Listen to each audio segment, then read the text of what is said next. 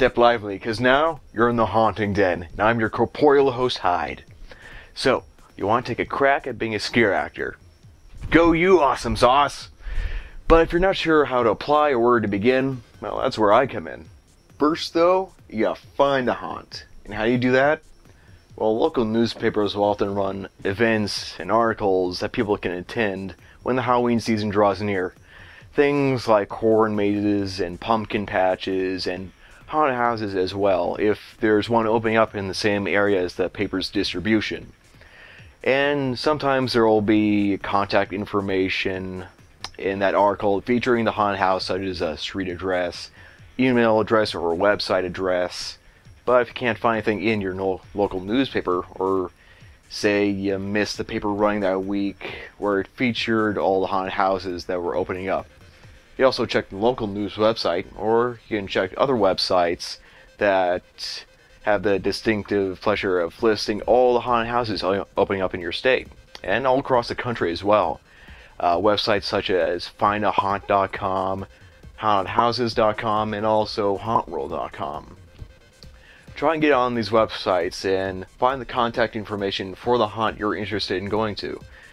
Try and get in touch with the person on the other end, and see if there's any availability left, or if there's an after meeting coming up.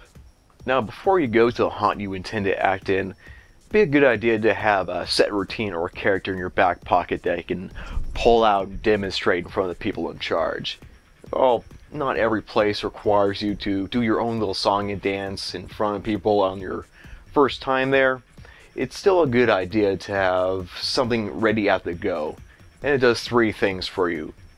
One, it allows you to flex your acting muscles and put some practice in before performing in front of other people, because no one gets good without some form of practice. It's like making out with your pillow before you get your first kiss.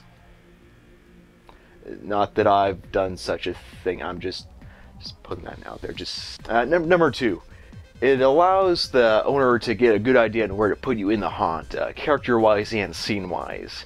If they see how you do and see what kind of routine you have, that might give them an idea of what your strengths and weaknesses are, and have a better understanding of where to put you in the haunt when it comes showtime. And number three, it puts more confidence in yourself when performing in front of other people, and therefore it gives the owner more confidence in your abilities as an actor. Okay, you made it to the haunt, you got your foot in the door, you've written down your contact information on a piece of paper with what nights you'll be able to work, and handed that off to the staff. Next thing you gotta do is find your character. And when I say find your character, I mean infuse what you've been given with some personality. Because for the most part, you'll be assigned a character and a scene from staff. It could be a cannibalistic chef, could be an asylum patient with a fetish reading matted hair, could be an undead bellhop whose only sole purpose is to operate the elevator, going up and down forever and ever till the end of time, like an organic cog in an ever-living bigger piece of machine. Or it could just be a werewolf. But my point is that every character I just described has a past, something that led up to this point and defines who they are. Just like how your own past defines who you are. Now, if you can determine your character's past, it becomes a springboard for you to determine their mannerisms and what you think they would say in front of people. Because you don't really want to be known as just an extra body, like groaning zombie number 4, or was it 7, or just the person who all they said was get out ad nauseum. Because if you infuse some personality into your character, then it'll go a long way for you. Granted, you're not going to dispense your entire backstory in front of everyone who goes through the haunt, because your time spent with them is only so brief. However, it'll be something for you to utilize, and for you to fall back on as something you can use to determine how you think your character will act in a given situation. Also, it'll become easier for you to get into character when it comes showtime, and a lot easier to stay in character as the night's progressing. Okay, I posed 3 questions for you to help you find your character. Question number 1, what's your character's name? I feel that every character in a haunt has or had a name at some point, and even demons from hell need something to refer to each other by. If you don't have a name, you're basically a nobody. Even if your character is probably not officially given one, you feel like, it'd still be a good idea to at least assign them a nickname. It'll give you something to get behind, something to get interested in, and hopefully help develop your character as it goes along. But if you don't really care so much to give your character a name, or you don't feel like your character needs a past, and you're not really too interested in what your mannerisms or how they'd act in front of people as they come by, then, well, if you're not too interested in your character, then people are going to see right through that. They're going to see he's not really too interested in what he's doing, and be sort of this awkward bump in their walk through the haunts, where they get kind of turned off from the experience. If you don't really care about who you are, don't really think that people are going to care either when they see you. But people who are passionate about what they're doing, people will feed off that. They'll feed off the good vibes you got, or horribly twisted vibes, if the case may be. And they'll become more engrossed in what's going on and what's going on with you. People don't really care about rando zombie in the corner who's only just doing the classic zombie shamble, just monotone groaning, just rain, I guess. But people are going to be far more interested in, say, Stubbs over here in the corner, the zombie who likes shattering teeth and speaks only in verbs and whose eyes light up like a Christmas tree whenever he sees fresh brains. See, don't just embrace the scares. Embrace the monster creating the scares, and you won't regret it, I promise you. Question number 2. What were you doing before you came here? Now, no one's born a psycho killer, no one's born cemetery keeper, no one's born a clown, regardless of what the juggalos will have you believe. Think of it as like Hollywood slasher characters. Think of Jason, think of Freddy and Leatherface. Each one well known, but each one has a past that brought them to the point where they picked up their respective bladed instruments and started thwacking at people's throats. So many throats for the thwacking.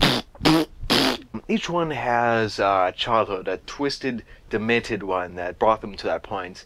And you can kind of think of the haunt in your character in sort of the same vein. Think of the haunt as the horror movie, and you're the big bad stalking the night. And consider all the points in your character's past that brought them up to this point in the movie, where people are coming in and your night has come. Now, more than likely, you want your character to fall in line with or orbit around the haunt's overall theme or underlying story. For example, say it's a pirate-themed haunt and your character has been thrown into the brig. He's behind bars, he's left there to starve half to death, to rot until he's nothing, forgotten about, and it'll be nothing but bones shortly, and even less when the ravenous rats get to him. And how did he get there in the first place? How was he in that situation? Well, he may be a shipmate that was caught in bed with the captain's first mate. He may thought it was a jaunty little prank to write wings all over the captain's treasure charts. It's something to consider that these events led to that character's current predicament. And it's sort of like when the patrons come in as the haunt is opening, you have to consider all these points in time that led up to your current predicament. The events in their past that make them who they are and how they got to this point right now. Question number 3. What are you doing here? Okay, obviously you're here to scare people, but your character will have other goals entirely. Say your character is a hillbilly roaming the cornfields, who is out to sacrifice people walking through, so they can bring it back to the scarecrow who longs for a body of flesh and blood, and is just grown tired and just hates the straw body he's come to know, and wants a living flesh one to reside in. Or you could be an old hermit who's in a den-like setting in his rocking chair, sitting next to a fireplace, or some old rickety furniture, and doesn't really have any tools or any kind of anything that looks like a weapon, a prop, with which he can use to antagonize people with, and has to rely on his vocals to carry the scene. And when people walk in, all his ramblings are incoherent. His mind is warped from all the horrors happening around him. And he's muttering things about animals wearing the skin of children and the coming of the festering red mist. What used to be his home has gone corrupt from the darkening soil underneath has just rotted away. You don't always have to be the death machine in order to scare people or freak them out. You're the creature that's in that scene for a reason.